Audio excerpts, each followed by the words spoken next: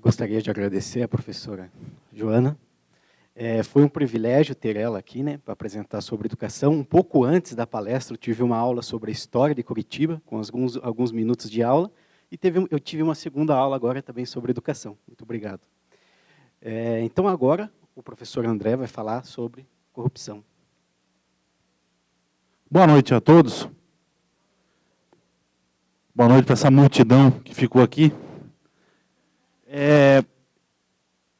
Eu vou falar um pouco sobre corrupção, né, mas eu quero relacionar o tema da corrupção com o sistema eleitoral brasileiro e com algumas características da sociedade brasileira que estão muito presentes na administração pública do Brasil. Eu não quero que ninguém pense que nós, brasileiros, somos, vamos dizer assim, geneticamente corruptos. Até porque nós temos que entender a corrupção como uma espécie de desvio. E esse desvio ele existe em todas as sociedades. Todas. Até porque o desvio, a corrupção, nada mais é do que você não seguir as regras socialmente aceitas. É você não seguir, é você não observar as leis, os costumes, os hábitos que uma determinada sociedade considera como ideal. Então, toda a corrupção é um desvio. E existem graves escândalos de corrupção nas principais democracias do mundo. Vejam o caso, por exemplo, um caso emblemático da chamada Operação Mãos Limpas na Itália. A Operação Mãos Limpas na Itália transforma o mensalão e a Lava Jato numa brincadeira de criança, num jardim de infância. E outros escândalos de corrupção, como o escândalo do Watergate, que derrubou o presidente Nixon em 1973 nos Estados Unidos, escândalos de corrupção na Espanha, em Israel, e por aí vai. Então, a corrupção não é uma doença tipicamente nacional.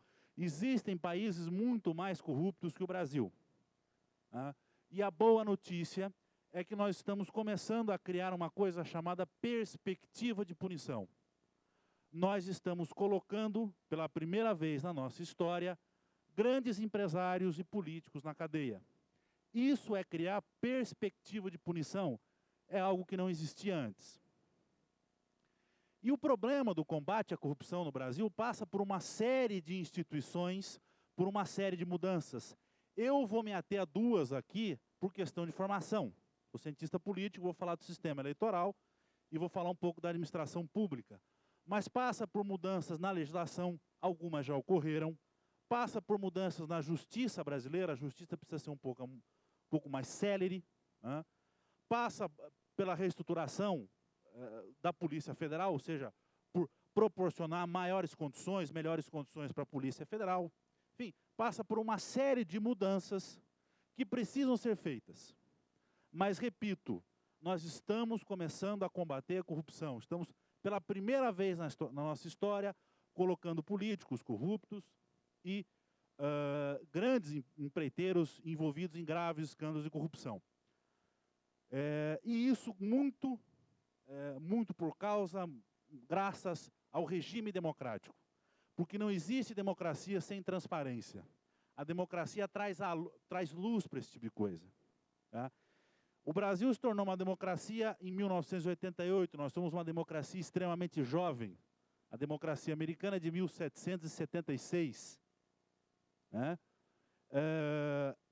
Então, além de falar para vocês que o Brasil, que nós não somos geneticamente corruptos, nem somos o país mais corrupto no mundo, falo para vocês que já começamos a combater a corrupção e que somos uma democracia muito jovem. Muito jovem. É preciso dar tempo à nossa democracia, e quando eu falo tempo à nossa democracia, dá tempo às nossas instituições, para que elas vão melhorando progressivamente o seu combate à corrupção. Até porque nesse quesito não existe salvador da pátria. Não existe. Isso vai ser feito progressivamente com a melhoria das leis, e a melhoria das instituições, e a melhoria das organizações. Tá claro? Então eu vou falar um pouco do sistema eleitoral e vou falar um pouco sobre algumas características da administração pública brasileira. Mas por que eu vou falar isso? algumas regras, algumas características da administração pública brasileira e algumas regras do nosso sistema eleitoral incentivam a corrupção. Bem, professor, você está dizendo que quando o Constituinte planejou o sistema eleitoral brasileiro, ele estava pensando nisso? Né? Ele estava pensando em tornar as eleições brasileiras extremamente caras? Não. Isso é uma consequência não planejada. Até porque esse sistema eleitoral que nós temos hoje vem lá dos anos 30. O Brasil teve algumas ditaduras, alguns ditadores colocaram as urnas em recesso, mas basicamente esse sistema eleitoral aqui, ele vem lá dos anos 30. Tá? Então vamos pegar as principais regras do nosso sistema eleitoral. Eu vou fazer uma comparação, não tem aqui, com alguns outros países. Então isso aqui é o básico do nosso sistema eleitoral. Voto proporcional, lista aberta, e possibilidade de coligações. Isso aqui é o básico. Claro que tem mais regras. Tá? Calma, não é uma palestra sobre reforma política. Nós vamos construir aqui, né? Que eu também acho que é um tema que vai cair. É um tema que deve ser cobrado. Né? Nós vamos construir aqui uma explicação do porquê o sistema eleitoral brasileiro, como ele está organizado, ele incentiva a corrupção. Então, o voto proporcional. A primeira coisa que me perguntam depois de uma eleição é o seguinte: por que aquele fulano fez menos voto e não se elegeu? O voto Brasil, a eleição no Brasil não é majoritária. Não são os mais votados que entram. Tá? Isso significa o quê? Que os partidos e coligações conquistam um número de cadeiras proporcional à sua votação. Daqui a pouco eu vou dar um exemplo aqui. Mas vamos lá. Curitiba tem 35 vereadores. Se um partido ou uma coligação fazem 20% dos votos, eles conquistam 7 cadeiras. Simples assim. Tá? Aí tem uma questão de distribuição de sobras, deforma um pouco a relação entre voto e proporção de cadeiras. Mas esse é o sistema eleitoral do Brasil. O que acontece, geralmente, é que, em alguns casos, os casos famosos puxadores de votos, a distribuição dos votos dentro do partido fica mais concentrada num candidato. Vamos pensar o seguinte: dois partidos elegeram 3 deputados, por exemplo, 3 vereadores. No partido A, um deputado, um vereador, fez 10 mil votos, o outro fez 8 mil votos e o terceiro fez 5 mil votos. Tá? Então, 10 com 8 dá 18, com 5 dá 23 mil votos. No partido B, um candidato só fez 20 mil votos. Tá? Os outros 2 lá fizeram 1.500. Aí lá no partido A tem um quarto candidato que fez 4 mil votos. Ele fez mais votos que os outros 2, mas não se elegeu. É só ver o caso dos famosos puxadores de votos. O caso mais exemplar é o Enéas, em 2002. O Enéas, sozinho, com a votação dele, elegeu 6 deputados. Ele elegeu um deputado em São Paulo, que na época tinha algo em torno de 25 milhões de eleitores, com 250 votos. Teve um cidadão que fez quase 130 mil votos e não se elegeu. Então a eleição no Brasil não é majoritária, não entra o mais votado. Tá? Vai depender do quê? De como nós, eleitores, distribuímos os votos dentro daquele partido ou da coligação de nossa preferência. E nós votamos em partidos e em coligações. A maioria das pessoas não sabem. Tá? Não sabe assim. Primeiro, existe a possibilidade de nós votarmos no partido. É o famoso voto de legenda. Quando você chega lá, bem, eu vou votar num partido que tem o número 100, por exemplo. Ou 99. Eu não sei se tem algum partido com o número 99, mas vou apertar no 99. Tá? Aí eu estou ajudando todos os candidatos daquele partido, tá, a se elegerem. Tá? E quando esse partido se coliga, eu vou falar um pouco mais sobre coligações, eu estou ajudando todos os candidatos da coligação a se eleger. Eu estou dando um votinho para todo mundo. Tá? Nós já vamos entender o que isso tem a ver com corrupção. Tá? Só um detalhe: partidos e coligações que não atingirem o coeficiente eleitoral não entram no parlamento. O que é o coeficiente eleitoral? É a divisão do número de votos válidos pelo número de cadeiras em disputa.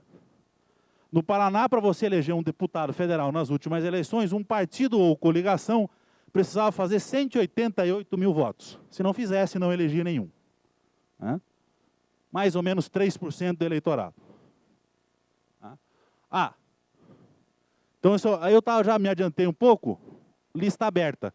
Então nós podemos escolher um candidato à nossa preferência ou votar no partido.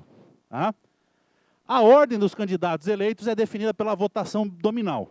Então, aquela votação que nós, eleitores, atribuímos a determinados candidatos. Só para a gente fazer um bate-ponto, eu vou voltar aqui. Como é que funciona, por exemplo, nos Estados Unidos? Nos Estados Unidos o voto é majoritário. Os Estados Unidos é dividido em 435 distritos e cada distrito elege um deputado, o mais votado. No caso lá não existe segundo turno, é o que a gente chama de plurality. Né? O sujeito faz ali 40% dos votos, ou 50%, ou 31% dos votos, se for o mais votado, está eleito. Em média, se o sujeito faz 36% ou mais, está eleito. Na França também é assim. Só que na França é um pouco diferente. São 577, a Assembleia Nacional da França tem 577 deputados. Então a França é dividida em 577 distritos, cada um vai eleger um deputado. Só que lá tem um segundo turno. E o segundo turno deles é um pouquinho diferente. Não é que nem o nosso, que vão os dois primeiros. Se o sujeito faz mais de 12,5% dos votos, ele vai ao segundo turno. Então você pode ter um segundo turno com 3 ou 4 candidatos, e daí, no segundo turno, o candidato mais votado é o eleito. Tá? Esse modelo que a gente chama de majoritário, ele existe no Canadá, ele existe nos Estados Unidos, na França, ele existe na Jamaica, ele existe no Reino Unido, ele existe na Austrália, na Nova Zelândia, né? Ele existe em vários países.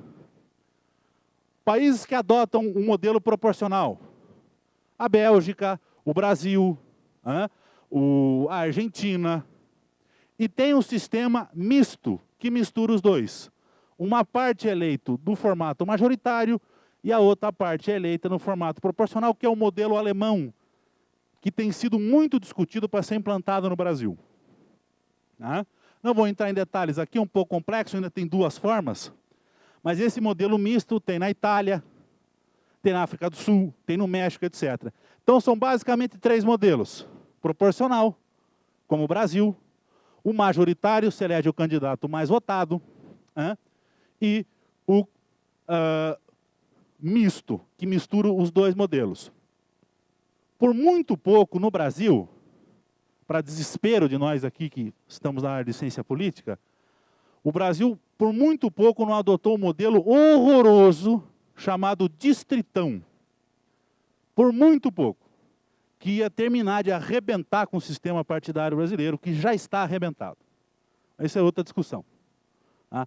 É um modelo que o Brasil abandonou nos anos 30 e que só existe no Afeganistão. E não estou discriminando aqui o Afeganistão.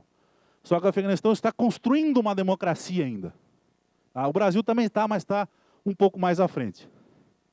Tá? Lista aberta. Existem aqui diferenças dentro desses modelos de voto proporcional. Então aqui a gente pode escolher um candidato. Na Argentina não.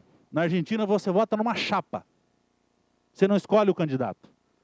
Tem lá lista 1, lista 2, lista 3, etc. Na Espanha também é assim. Você vota só no partido. Vota numa chapa de candidatos. Você não escolhe um candidato.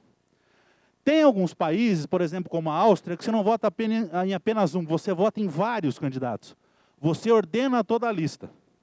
Vamos imaginar o seguinte, o Paraná tem 30 deputados federais, vamos imaginar que fosse possível para nós ordenarmos a nossa preferência. Votar em 30 candidatos e ir colocando qual a nossa preferência. Então existem vários modelos eleitorais. Possibilidade de coligações. O que é isso? Os partidos se unem para disputar uma eleição. E eles se tornam um partido só. Isso aqui facilita a vida de partidos menores, né? Então, ó, para efeito de distribuição de cadeiras, conta-se apenas a votação total da coligação, não do partido. Né? Então, por exemplo, uma coligação, voltando ao exemplo de Curitiba, uma coligação faz 20% dos votos. Então, ela vai ter direito a 7 cadeiras. Tá? Aí vai depender do desempenho dos partidos dentro dessa coligação para ver quem vai ocupar. Do desempenho dos candidatos dos partidos para ver quem vai ocupar os cargos dessa coligação. Tá? Isso aqui, ó, foi o resultado das eleições para a Câmara Federal no Paraná em 2014. Tá? Então, a coligação União pelo Paraná, formada por vários partidos e capitaneada pelo PSDB, fez 45,92% dos votos. Tá? Conquistou 15 cadeiras. A coligação Paraná Sempre em Frente fez 19,6%, conquistou 6 cadeiras. Coligação Educação e Trabalho com Sustentabilidade, 8,84, 2 cadeiras, etc. PMDB, 747.306 votos, 13,2, 4 cadeiras. Tá? Então, existe o quê? A votação proporcional se transforma numa proporção de cadeiras no Congresso. É assim que funciona o sistema brasileiro. Tá? O coeficiente eleitoral foi 188.841. Então, para um partido eleger um deputado, ele tem que romper, ele tem que atingir esse coeficiente eleitoral. Se ele não atingir esse coeficiente eleitoral, ele não elege ninguém. Tá? Agora, se os partidos se coligam, aqui nós temos 3 coligações, não importa mais o desempenho individual do partido, importa o desempenho da coligação. Isso facilita a entrada dos partidos no parlamento. Tá? Aqui eu dei outro exemplo, eu peguei um exemplo do PMDB. Então o PMDB fez 747 mil votos, conquistou 4 cadeiras. Entram os 4 mais votados. Tá? Então quem define a ordem da lista, a ordem dos mais votados, somos nós. Primeiro atribuindo uma determinada votação para o partido como um todo, e atribuindo votações individuais para os candidatos. Tá? Aqui estão os 4 mais votados, esse aqui acabou não sendo eleito, porque ficou em 5º. Ficou como suplente. Outras características. Não existe cláusula de exclusão ou cláusula de barreira, como existe na Alemanha, por exemplo. Na Alemanha, se o partido não fizer 5% dos votos, ele não entra no parlamento. Tá? A Alemanha tem algo em torno de 656 deputados. Daí vocês me perguntam, se esse partido fizer 4% dos votos, teoricamente ele vai eleger o quê? Ele vai eleger em torno de 25 deputados. Não, não vai eleger. Essas cadeiras são redistribuídas entre os partidos que passaram pela cláusula de barreira. Essa cláusula de barreira existe na Espanha, existe na Itália, existe na Alemanha, existe em vários países. Ela chegou a ser aprovada no Brasil, ela poderia melhorar o sistema partidário brasileiro, mas foi derrubada no STF. Tá? Isso significa o quê? Nós estamos construindo excesso de partidos. Outra coisa, não há qualquer tipo de regionalização do voto. Tá? Tem aquele modelo, o modelo americano, o modelo francês, que você divide, vamos pensar se o modelo majoritário fosse adotado no Brasil. Tá? Aqui no Paraná nós teríamos 30 regiões, cada uma eleger um deputado. Essas 30 regiões iam ter mais ou menos o mesmo número de eleitores. Tá? Ou então, como acontece na Espanha ou no Japão, que eles regionalizam o voto proporcional. Tá? Como é que funcionaria se o Paraná, se o Brasil adotasse esse modelo? O Paraná tem 30 deputados federais, vamos dividir o estado em 6 regiões, cada uma vai eleger 5, e daí a votação vai ser proporcional no interior dessas regiões. Tá? Qual que é o problema disso aqui? Primeiro, você não tem uma cláusula de barreira, é fácil entrar no parlamento. Isso estimula o excesso de partidos. E segundo, o candidato tem que disputar a eleição no estado todo. No estado todo. Não é num pequeno distrito, como é na Inglaterra, como é na França. A França tem 600 mil quilômetros quadrados, a Inglaterra tem 300 mil quilômetros quadrados. Muitas vezes a região onde o cara disputa a eleição é uma cidade, é um bairro. Aqui no Paraná, não. Aqui no Paraná o cara tem que disputar no estado todo. tem que disputar no estado todo de Minas Gerais, com seus 14 milhões de eleitores e meio milhão de quilômetros quadrados. Tem que disputar no Pará todo, com 1.300.000 quilômetros quadrados. Algumas consequências das regras eleitorais. Agora vamos começar a ver. É fácil entrar no parlamento. Isso a gente já viu. É muito fácil um partido conquistar uma cadeira na Câmara Federal, na Assembleia Legislativa ou na Câmara de Vereadores. Em Curitiba tem 35 vereadores e existem 18 partidos na Câmara Municipal. 18. Por que é fácil? Com 29.762 votos, um partido político conquistaria uma cadeira na Câmara Federal nas eleições do ano passado.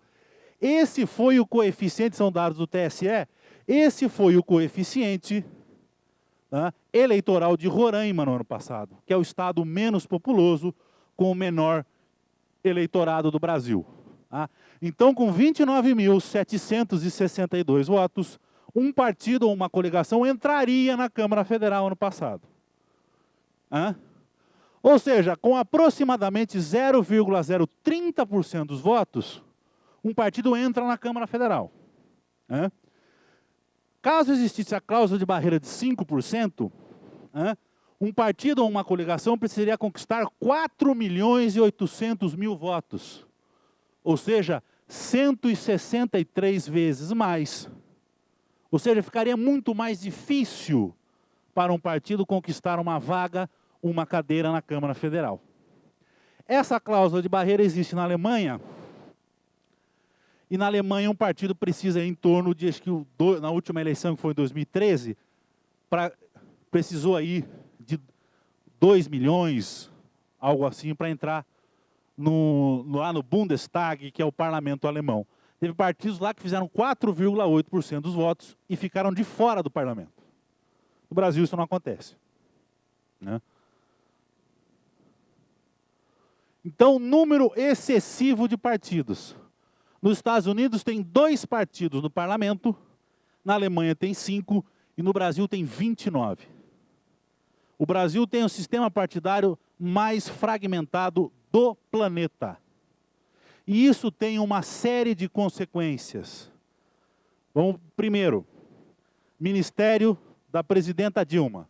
9 partidos. É o que a gente chama de governo de coalizão. Governo de coalizão existe no mundo todo. No mundo todo. Tem na Itália, tem na Espanha, teve recentemente no Reino Unido, tem na Alemanha, tem na Suécia, existe no mundo todo. Só que no Brasil tem muitos partidos. E, obviamente, esses governos de coalizão, o ministério, ele vai ser composto por um número excessivo de partidos. A coalizão que governa, ou seja, a aliança que governa a Alemanha, coalizão é sinônimo de coligação, de aliança. A coalizão que governa a Alemanha tem 2 partidos. No Brasil são 9 partidos no ministério. Isso tem consequências. É difícil você costurar soluções consensuais. Isso geralmente exige uma pressão dos gastos públicos, porque você tem que ampliar os cargos, os ministérios, as repartições para contemplar todos esses partidos. E isso acontece não só no nível federal, acontece no nível municipal, no nível estadual, porque o sistema partidário é o mesmo. Acabei de falar que na Prefeitura de Curitiba existem 18 partidos, né, na Câmara de Vereadores de Curitiba. Então, essa é uma das consequências da falta de cláusula de barreira, do voto proporcional, esse número excessivo de partidos.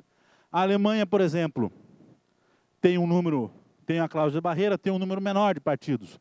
Os Estados Unidos tem aquele modelo que eu falei, que é o majoritário, tem um número menor de partidos. Agora, só quero que vocês não confundam o número de partidos parlamentares com o número de partidos. Quer dizer, no Brasil existem 29 partidos no parlamento, mas tem mais, tem 32 ou 33 partidos. Porque alguns partidos não conquistam cadeiras no Congresso. Então, essa é a primeira característica. Um sistema partidário excessivamente fragmentado. É fácil conquistar uma cadeira no Brasil. Não estou nem falando dos custos, vamos começar a falar dos custos daqui a pouco. Porque, por exemplo, Para você entrar, para você conseguir uma vaga aqui no Paraná, você precisa fazer 3% dos votos. Né? Na Alemanha, você precisa romper a cláusula de barreira, que geralmente é nacional. E nos Estados Unidos, naquele modelo que elege um por região, geralmente, para garantir, o candidato precisa fazer 35% dos votos. Então, amplia o percentual de votos, né, para o sujeito conseguir a sua vaga, para o partido conquistar a cadeira. Olá, alta concorrência eleitoral. Cada partido pode lançar 1,5 vezes o número de cadeiras em disputa. 30 deputados federais no Paraná podem lançar 45 deputados.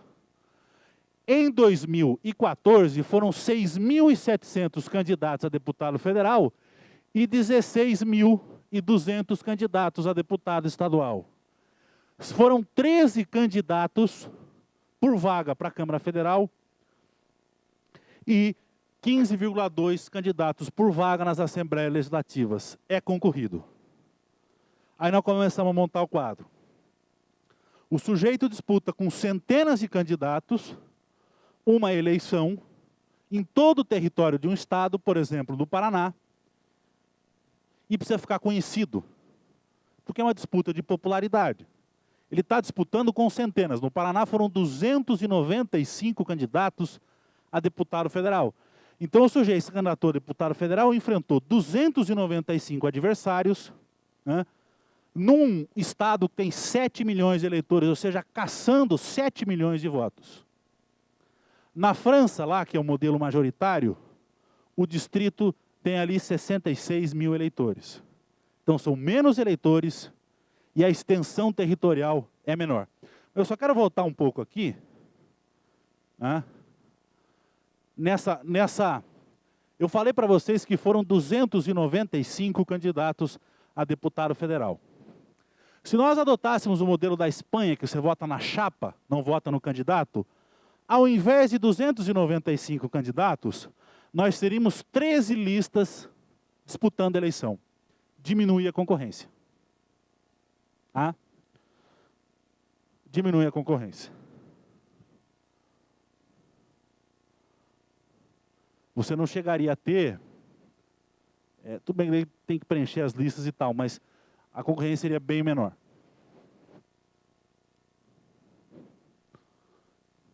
Vou voltar lá.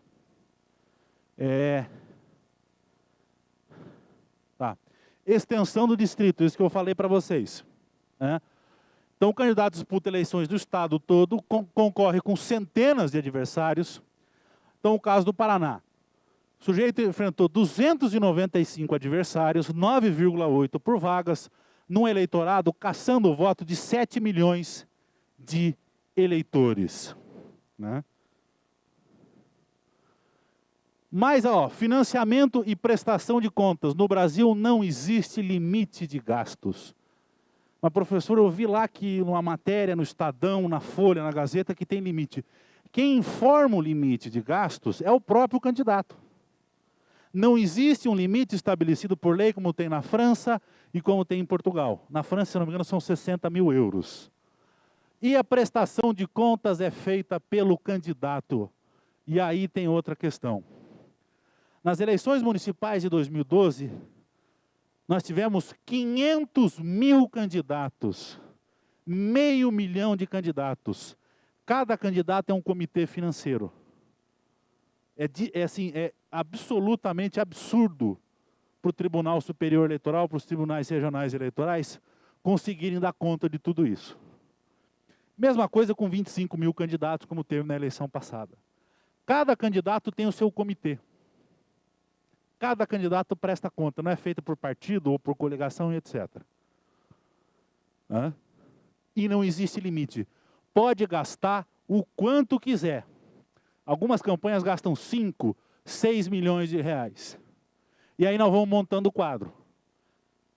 Disputa a eleição no estado todo, a concorrência é alta e pode gastar quanto quiser. O sujeito entra na campanha já tendo em mente que vai ter que torrar dinheiro para ter chance de se eleger.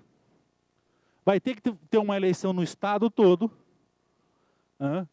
vai ter uma concorrência muito forte, centenas, dezenas de candidatos concorrendo com ele, e ele sabe que não existe limite. O pessoal joga o limite lá para cima, e sabe que vai ter que gastar dinheiro. Vocês vão perguntar, professor, mas tem um deputado lá da minha região que se elegeu com a votação expressiva.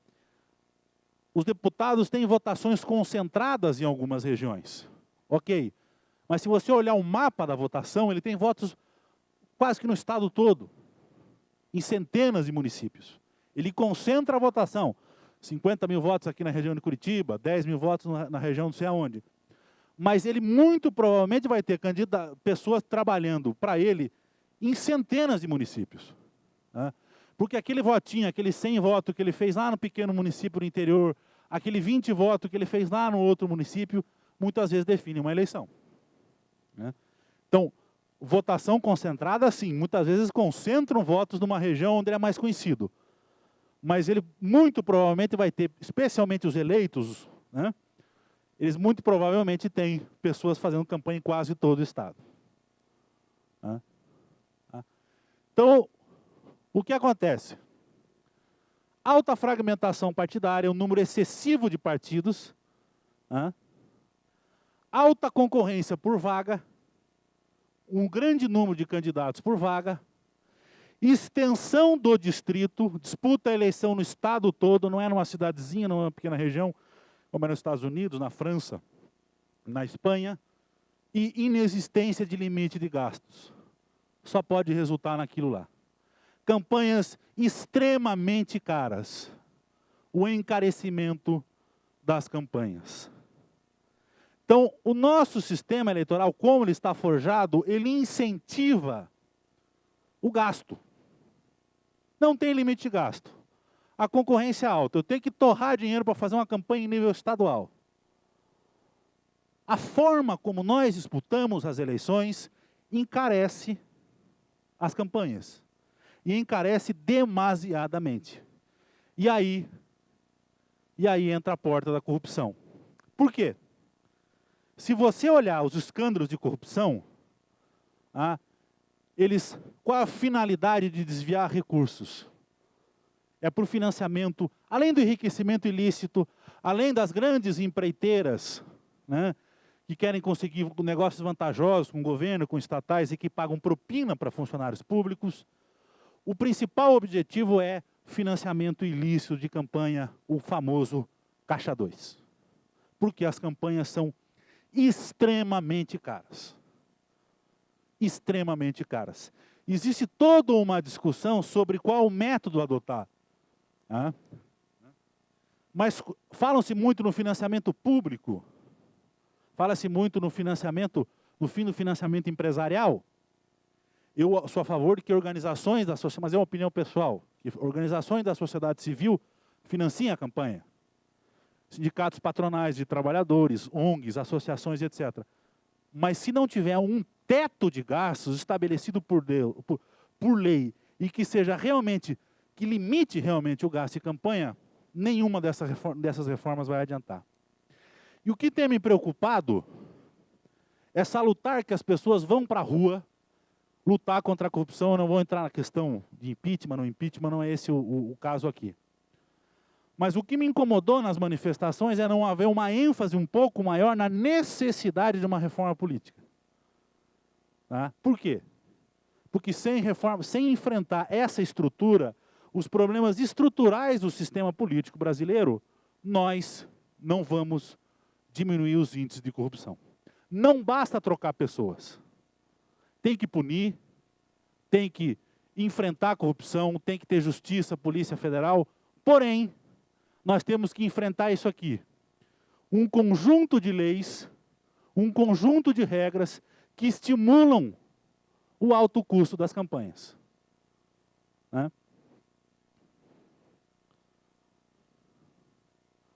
Só para vocês terem, o custo por voto, esse aqui eu vi numa matéria do Estadão, e eu estava vendo, o Reino Unido, tiveram eleições no Reino Unido esse ano. Os britânicos, todos os candidatos, gastaram 130 milhões de reais na campanha para a Câmara dos Comuns nas eleições parlamentares do Reino Unido nesse ano. Né? Ano passado, nós gastamos, aqui no Brasil, a campanha custou 5 bilhões de reais. 5 bilhões de reais. Nossas campanhas são excessivamente caras. E isso tem induzido a montagem de esquemas para desviar recursos públicos para fazer o financiamento de campanha. É o financiamento ilícito. E qual o problema disso? Isso prejudica a concorrência, prejudica aquele candidato que consegue fazer um financiamento inteiramente ilícito, mas muitas vezes não consegue ter o volume de recursos daquele que desvia os recursos. Então isso prejudica a democracia, isso prejudica a competição eleitoral. E outra coisa, esses escândalos de corrupção, o que é pior, têm afastado sistematicamente os jovens da política. O número de jovens filiados em partidos políticos caiu extremamente nos últimos 10 anos. Caiu muito, se não me engano, algo em torno de 60%. Teve uma matéria, se não me engano, na Gazeta do Povo, se eu não me engano. Qual o problema disso? Não existe solução fora da política. Não existe. Para os problemas nacionais. Para o problema de educação, para o problema de corrupção, para o problema de violência, não existe. Não existe. Então esse aqui, só para a gente ter uma ideia, isso aqui com base em dados de 2010. Então na França o voto custou 45 centavos de dólares. Provavelmente aqui tem como base, agora não me recordo, mas deve ter como base a eleição de 2007 na França. No Reino Unido, 0,77. No Reino Unido também teve eleição em 2010. Então 0,77 de dólar. Na Alemanha, 2 dólares e 21 centavos. No México, que é um país com características socioeconômicas parecidas com o Brasil, 3 dólares e 42 centavos. No Brasil, 10 dólares e 43 centavos custou o voto. Então aqui, dá uma diferença de mais de 20 vezes aqui o preço. E isso tem aumentado, porque a campanha no Brasil tem aumentado, o custo da campanha tem aumentado sistematicamente. Em 1994 se gastou 790 milhões de reais. Como eu falei, ano passado se gastaram 5 bilhões e 100 milhões de reais. Então as campanhas do Brasil são extremamente caras. Por quê? Não há limite, aquilo que eu falei, não há limite. O sujeito disputa a eleição num grande território. Não há limite de gasto, o sujeito disputa uma eleição num grande território. É até difícil para a justiça fazer o controle dos gastos, é um número excessivo de candidatos. A concorrência é muito alta. Tudo isso vai pressionando, vai estimulando os gastos em campanha. Todo esse conjunto de regras e esse conjunto de fatores. Então, o que eu diria para vocês que vão fazer a prova do ENAD?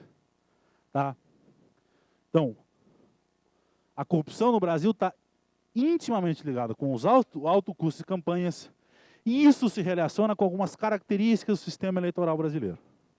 Número excessivo de partidos, número excessivo de candidatos, falta de limite de gasto em campanha, por aí vai. Então, tem um conjunto, tem toda uma realidade aqui que estimula a corrupção. Agora, patrimonialismo e administração pública no Brasil. Essa é outra dimensão. Eu não sei se alguém estuda aqui administração, mas vocês devem conhecer um sociólogo alemão chamado Max Weber. O que o Max Weber vai falar? Lá, nos livros dele, Economia e Sociedade, Ensaios de Sociologia, ele vai definir. O Max Weber, às vezes as pessoas acham o seguinte, que ele inventou a burocracia moderna. Ele não inventou a burocracia moderna. Ele descreveu as características da burocracia moderna. Hierarquia, especialização, separação do cara que trabalha, dos meios administrativos, e por aí vai. Uma série de características. E ele vai ver, e ele vai também definir o que é patrimonialismo.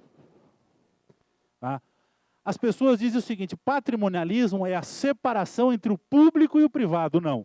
Isso é uma consequência do patrimonialismo. O patrimonialismo é a extensão do privado na esfera pública. Então a falta de separação é só uma consequência disso. Só uma consequência. Né? Então, como é que ele vai definir o patrimonialismo? Isso é muito importante. Né?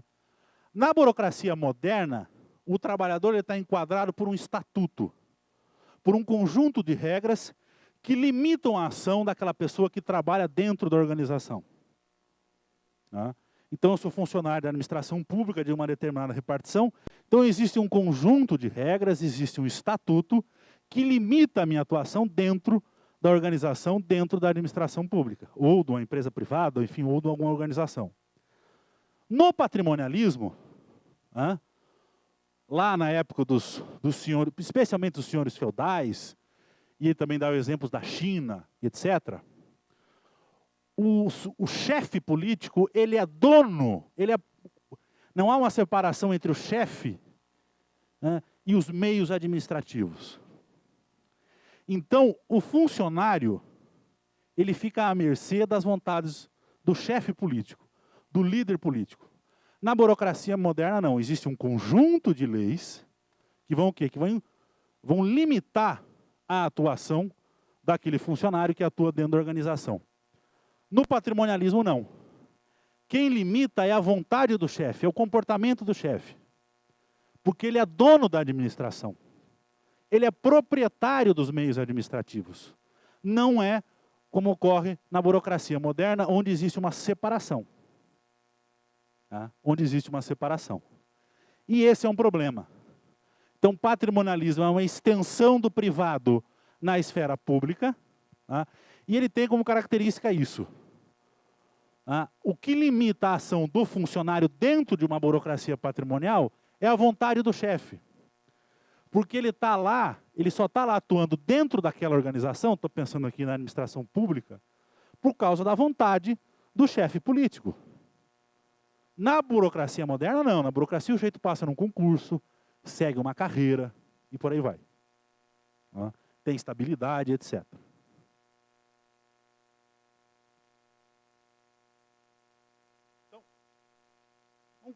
Então, esse é o número de... Não estou dizendo que todos os cargos comissionados, indicados, etc.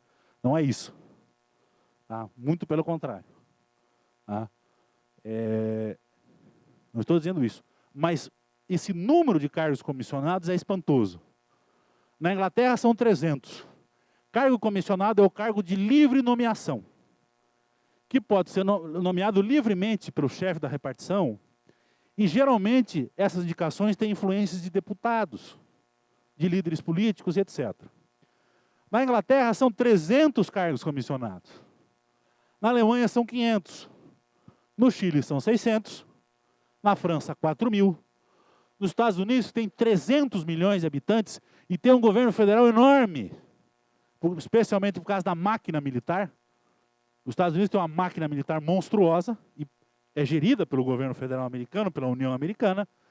Tem 8.000. E no Brasil, só na esfera federal, 23.579 cargos de livre nomeação. Esse é um dado que eu peguei da Veja, 2011. Pode ser que tenha mais, hoje. Então, são 23 cargos de livre nomeação. Repito, tem gente séria. E como também tem concursados que podem muitas vezes se envolver em escândalos de corrupção, não é isso. Só que o problema desse tipo de cargo é que muitas vezes a pessoa chega lá no cargo comissionado por influência. Ele é colocado lá por influência de um político, de um líder político, de um chefe político, etc. Aí nós relembramos do Max Weber. Relembramos do Max Weber. Ele está lá por livre nomeação de um chefe político. Ele foi colocado lá por influência de uma liderança política. Por isso que os partidos se matam para indicar cargos de segundo escalão, terceiro escalão, etc. Se não for para corromper, é para privilegiar bases eleitorais com emendas, com recursos e etc. Concentrar em determinadas regiões recursos orçamentários, que vão ser direcionados para as bases eleitorais de determinadas lideranças políticas. Então temos aqui o quê? Esse quadro. E por que nós falamos de patrimonialismo e da formação histórica do Brasil?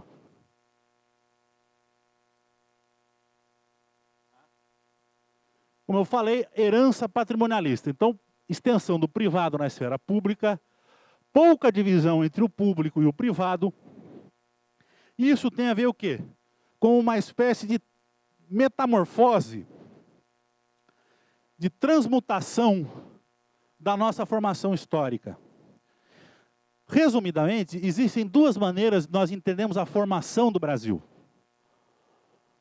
Uma delas é a chamada sociologia da dependência. O que é a sociologia da dependência? Se constituiu aqui um capitalismo dependente no Brasil. Isso significa o quê? Que os ciclos de desenvolvimento econômico no Brasil dependem do estímulo e da demanda do mercado externo. Então a gente só cresce aqui dentro, isso foi especialmente característico no período colonial. Você pensar nos ciclos da economia colonial, o ciclo do ouro, ciclo do café, ciclo da cana-de-açúcar no Nordeste. Então só existiram esses ciclos e esses períodos de desenvolvimento por causa do estímulo e da demanda do comércio exterior. Tá? Europa e depois Estados Unidos. Então o crescimento econômico, os ciclos de desenvolvimento do Brasil dependem, tá? Dependem do estímulo, dependem da demanda, tá? Dos mercados externos. Então essa é a sociologia da dependência, resumidamente. Faz parte, por exemplo, dessa tese, se enquadra nessa tese da sociologia da dependência, o sociólogo Fernando Henrique Cardoso, o historiador Caio Prado Júnior, o economista Celso Furtado e por aí vai. E existe uma outra maneira de nós entendermos a formação da sociedade brasileira, eu também acho que elas não são excludentes. Tá? Mas só para a gente entender um pouco essa questão da herança patrimonial patriarcal. A nossa formação lá no início da colonização, né, quem organizou a vida política e social no Brasil foram grandes latifundiários. Não foi o Estado, não foi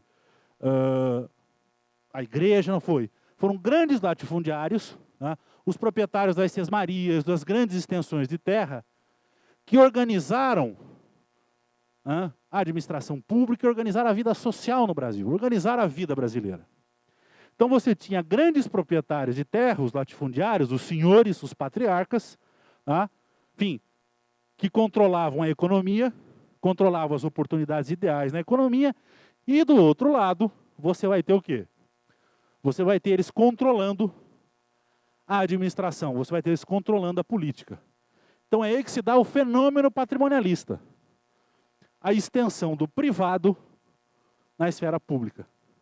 Tá? Por fim, eles tratavam os negócios políticos, tem vários livros, enfim, eles tratavam os negócios políticos, os negócios públicos, né, como se fosse algo da família. Mas claro que isso mudou. Hoje não é mais assim. Só que o Brasil ainda tem uma forte herança patrimonialista. E como ocorre hoje? Ocorre que partidos políticos, lideranças políticas, junto com empresários, sequestram setores do Estado e instrumentalizam setores do Estado para benefício próprio. É isso que nós estamos vendo. Partidos políticos montando esquemas junto com empresas, junto com funcionários de órgãos públicos, funcionários de empresas estatais, montando esquemas para desviar recursos públicos para benefício privado. Para benefício privado. Essa é a característica. Nós podemos conceituar de forma geral esses escândalos de corrupção dentro dessa herança, vamos dizer assim. Tá? Podemos também falar aqui, por exemplo, de anéis burocráticos. É um termo também usado pelo sociólogo Fernando Henrique Cardoso, bem antes de ser presidente, num livro chamado Autoritarismo e Democratização. O anel burocrático é quando a burocracia de uma grande empresa sequestra, vamos dizer assim, capta burocratas do Estado para defender os seus interesses. Tudo bem, só que isso, ele está olhando o contexto do governo Geisel, isso também tinha a ver com uma espécie de representação de interesses.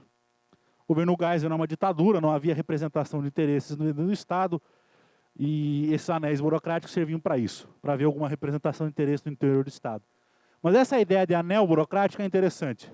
É um círculo formado por burocratas, por membros do governo e por membros das grandes empresas, da burocracia das grandes empresas. Né? E qual a função desse círculo, desse anel burocrático? Né? É defender dentro do Estado interesses dessas empresas ou resolver problemas que essas empresas têm junto ao Estado. Né? Então, qual é a chaga da corrupção brasileira?